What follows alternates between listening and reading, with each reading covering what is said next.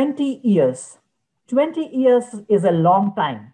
It's time for PEFA, Public Expenditure and Financial Accountability Initiative, to reflect the achievements of a PFM. We have today a very distinguished guest, Richard Allen, the global guru of public financial management, also the co-editor of the Handbook on PFM, which many of you may have read through.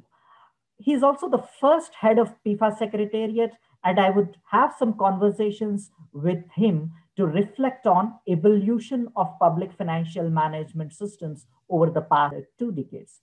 Richard, thank you very much for connecting. PFM systems, like any other systems, evolve over time. Can you take us back to those days 20 years earlier and reflect on the PFM systems, the challenges and the issues faced by governments and developing partners leading to creation of PEFA? Richard.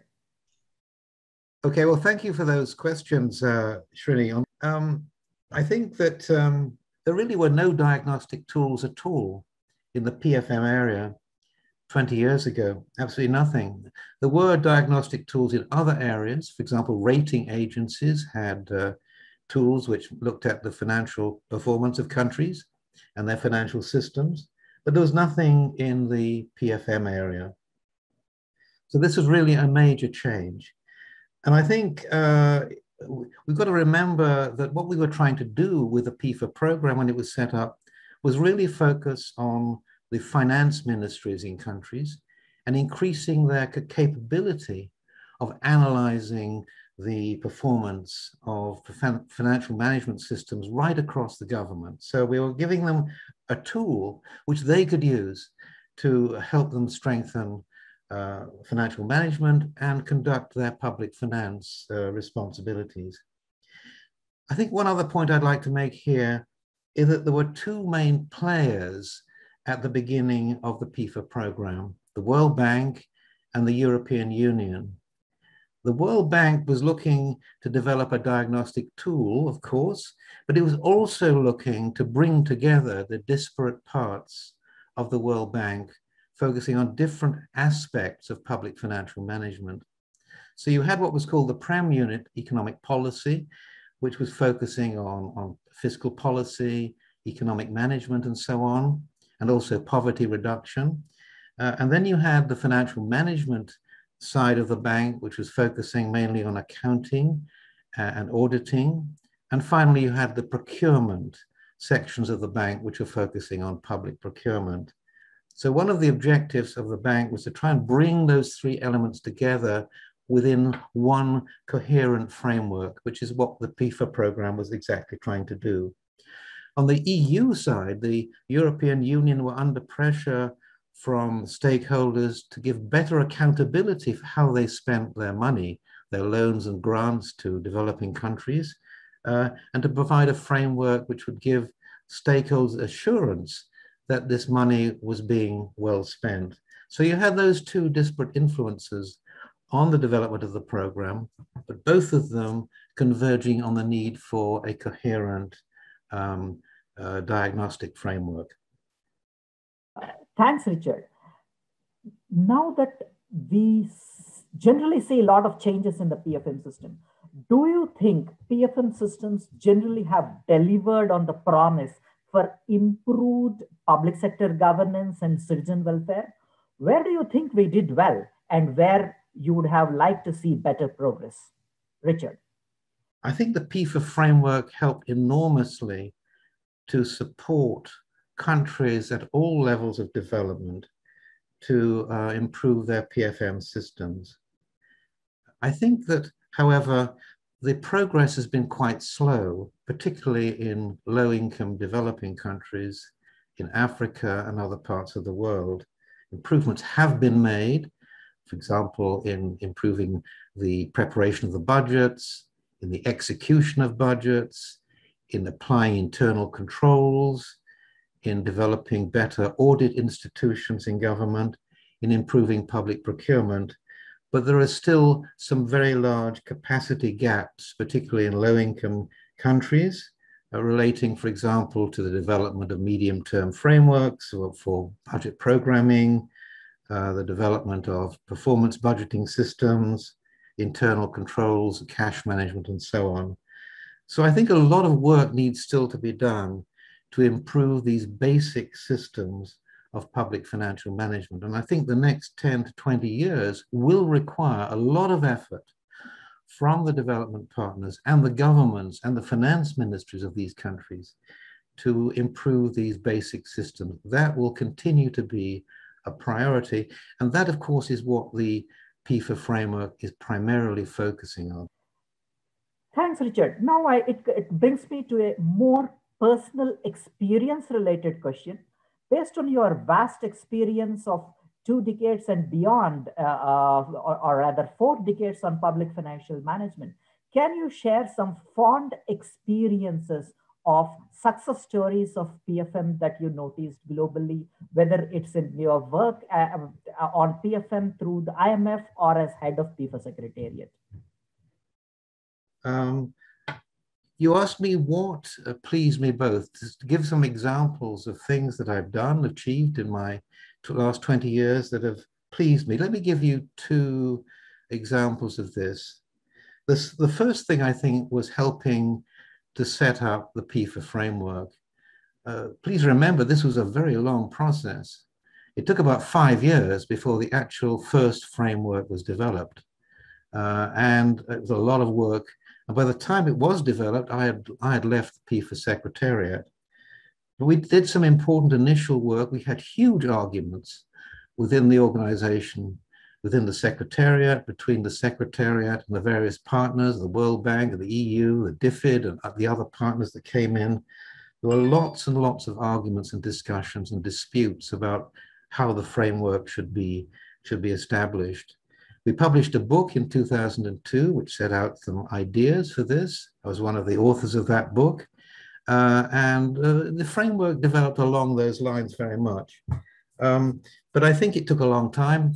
And I think that time was well spent because there were lots of difficult issues to resolve. The other example I'd give you of something I'm proud of is something very much more recent.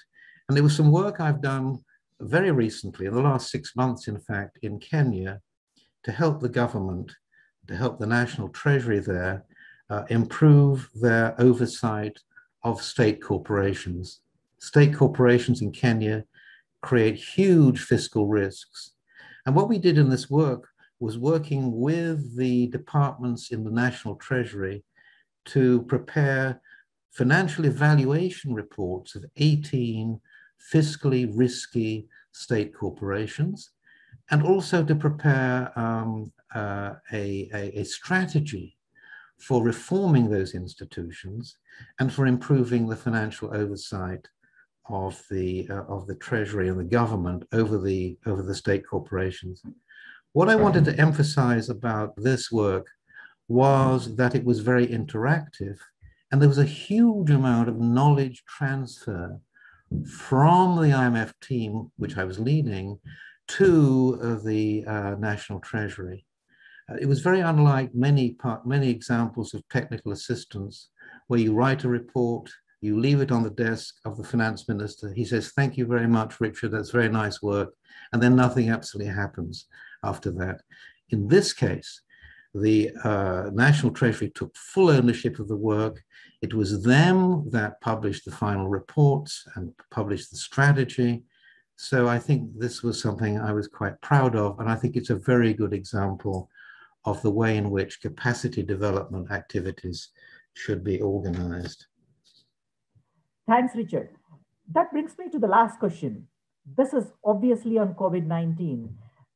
The way governments are working is evolving during COVID-19. From your perspective, do you see public financial management systems to also significantly change in the post-COVID-19 world? If so, what are those changes? And what is your advice to young PFM professionals in governments and development partners on how to manage the post-COVID-19 PFM world? Richard. I don't expect that COVID-19 itself will make any fundamental changes to PFM systems.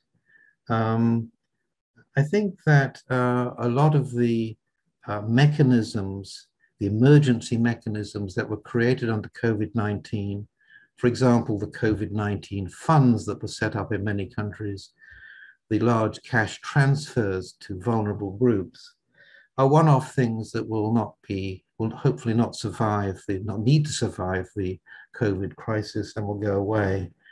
I think, however, one thing that has changed is that governments in many countries have introduced more flexibility into their PFM systems.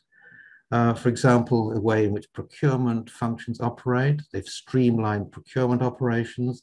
They've streamlined internal controls. And I think it's very important that if some of these increased flexibilities are retained, that they are balanced by greater accountability and a greater use of internal and external audit mechanisms. This is something that the managing director of the IMF has called keeping the receipts. And I think that's really critical. And this is an area that I think one should focus on in the future. Coming to your other question, which is about young professionals, both working in governments and working in development institutions such as the World Bank and the IMF. What do they need to be looking forward to? I think, first of all, they need to have a very extensive range of skills. I think PFM has developed as a topic in the last 20 years quite massively. It's now, for example, recognized as an academic subject of importance. And it's a field that's grown in complexity with the development of new areas of work, such as public sector balance sheets, fiscal risk analysis, gender-related budgeting, green budgeting, the list goes on. So young professionals moving into this field have to develop relevant skills bases to deal with all these issues. And that's going to be very challenging for them. I'd make one other point, finally. I think a lot more emphasis needs to be placed on the governance arrangements surrounding PFM. We talk a lot about the importance of having strong institutions, strong governance, but actually the PEFA framework doesn't say anything about this. And we need to develop a methodology and perhaps some tools for expanding our knowledge and understanding of the institutional constraints that exist when new PFM systems are being introduced. And often those constraints are very serious. So we need to do more work on governance assessments. And the IMF, for example, has done quite a lot of work on that area, and assessing the political economy challenges of PFM. That's another area where I think another group of young professionals may need to get involved. Thank you very much. Thanks, Richard. So the big message is very clear. No big changes expected, but great opportunities. Lot more flexibility in PFM systems. And from your message, I take away also that the future for young PFM professionals is very bright in making transformative impact. Thank you very much for joining, Richard, and look forward to interacting with you. Thank you. I enjoyed being here today to answer them. Thank you.